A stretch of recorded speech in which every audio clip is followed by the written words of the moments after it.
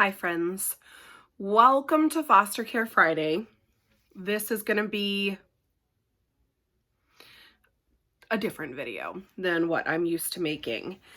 I got a question asking if my husband and I plan to continue fostering, and it's a very complicated question that involves a lot of moving parts. And I wanted to address it because I think, like a lot of foster families, it changes all the time. Sometimes yes, sometimes no. So I want to discuss where we're at right now with our ideas of continuing fostering, and just kind of give you an idea of some of the not as easy and not as pleasant parts of foster parenting.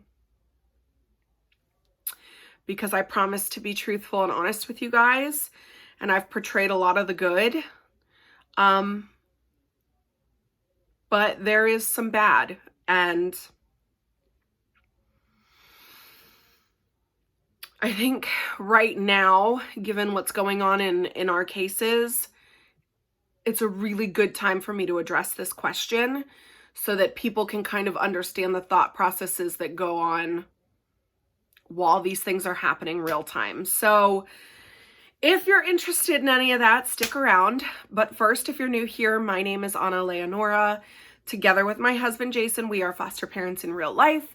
Here on my channel, From the Fosters, we do foster parenting life together. We raise awareness for the foster care system. And if any of that interests you, please consider liking the video, subscribing to my channel down below. Hit your notification bell so that you don't miss when I post any new videos like this. And so you can join my growing cyber family here on YouTube. Let's get into it. So, as a foster parent, you know that I am bound by confidentiality, so there's not much I can say about this situation, but I just want to let you all know, in the last couple days, we have received word about a potential change in one of our cases. And if you've been following us for a while, you know that both of our boys are considered pre-adoptive at this time, with the plan was for us to adopt them both, and they are two separate cases. We found out in one of our cases that there is a potential change to the plan. It is not reunification with the biological parents, so I'll just leave that at that. And this child's been with us for so long, and the plan has been for us to adopt him for so long. This change would devastate him. It would devastate us. It would devastate our other child. And we're really scared. It's one of the biggest fears I had as a foster parent. It's one of those like extreme horror stories that you hear from only a few foster parents because it doesn't always happen. And my husband and I spent 2 solid days crying over it. And I think it was important for us to feel our feelings about the situation. But now that I have felt them, I've expressed them, I've cried and screamed and just done all the things, now I'm ready to fight.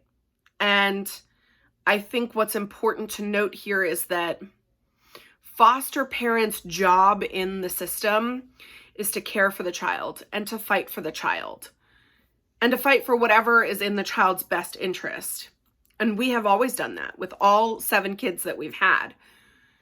But this case is a little bit different, and we're gonna fight because this child deserves parents who are gonna fight for him and show him that they love him so much they would do anything for him.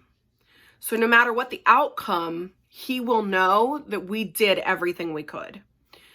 So we are looking into our options. We are looking into potentially hiring a lawyer. And I'll just kind of leave that at that. Obviously, I won't be able to give details until everything is said and done, which could be way, way in the future. We have no idea. So you probably won't hear much about this again, but just know that we are going into knockdown, drag out, fight mode, and we will do whatever we have to for the best interest of the child.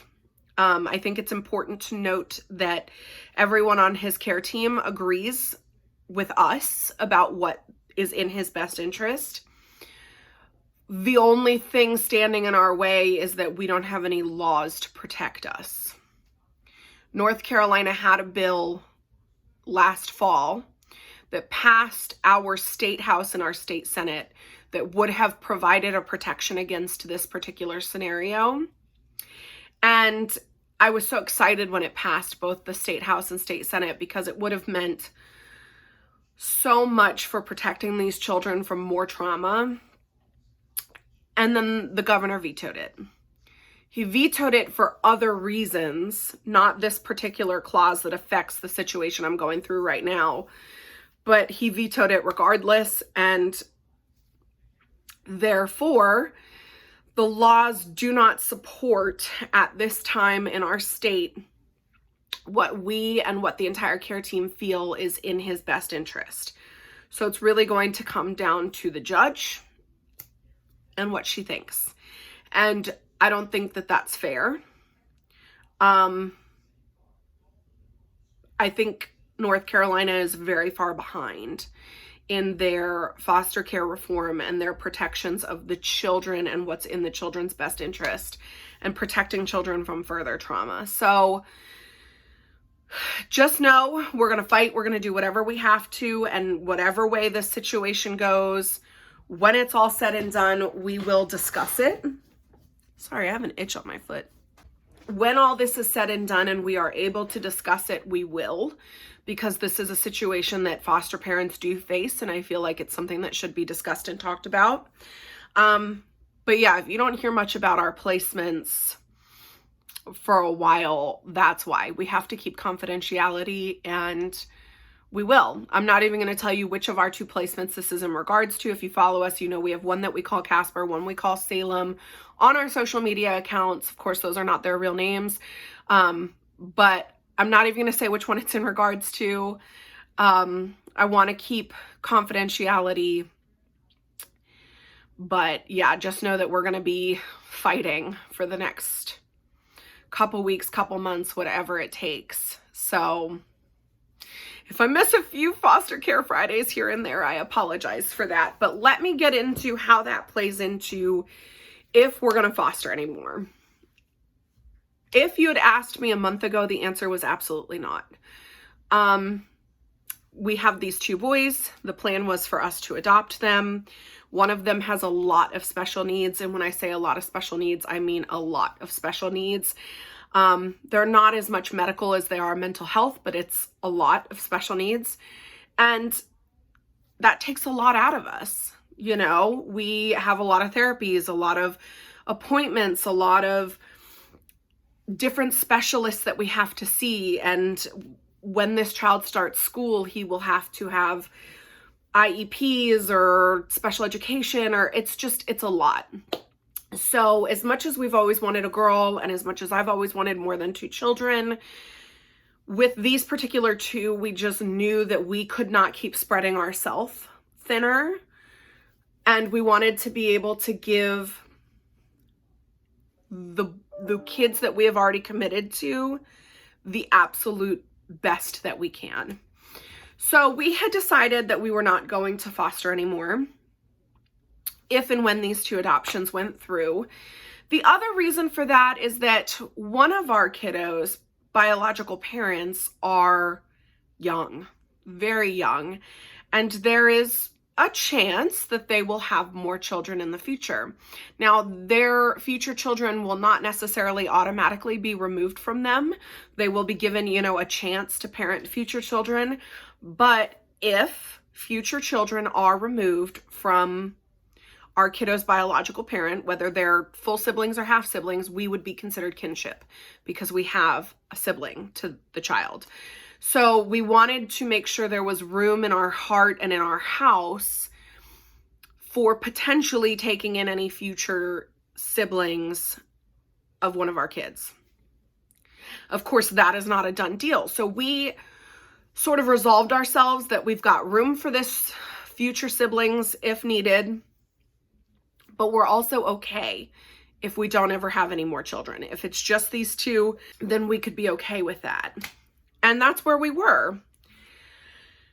We have always wanted a girl. We had lightly talked about potentially taking in a pre-adoptive girl, potentially one that was a little bit older or even a lot older than our two now, because 3 youngs would just, I don't know that I could handle 3 youngs. But those situations are just so rare. So that was kind of like, okay, well, maybe we'll take in a pre-adoptive girl. Maybe we'll get one of our children's biological siblings in the future. But we didn't want to foster. One of our boys has a lot of attachment issues, and children coming and going. He's been around for some children who have come and gone, and it really messes with his mental health. So we really didn't want children that were going to be coming and going, like true foster children, but we were still open to adopting from foster care with low risk children. So if you had asked me a month ago, no. Now, with the situation that we're in with one of our kids, it's made us very angry against the system. And I know it's not the social worker's fault. I know it's not the department's fault. I know it's not anybody's fault, but like the laws, it has made us really mad, and it's really jaded us. And we really don't think, if this goes against the way we want it to go and against the way we think would be in his best interest, I don't know that we could work with the system anymore. We probably will immediately close our license, and we talked about this the other day. We will probably immediately close our license and go full force into trying to change legislation and focus all of our time and effort and energy on that. If this goes the way that we do want and the way that we think is in his best interest, I don't know. So it's kind of one of those things that, like, a long time ago, I would have said, absolutely, I want more than 2 children. A month ago, we said, nope, 2 is good. We're done. A week ago, we were talking about taking in a pre-adoptive girl. Now this has hit us. So the reality is, I don't know. I don't know what's going to happen.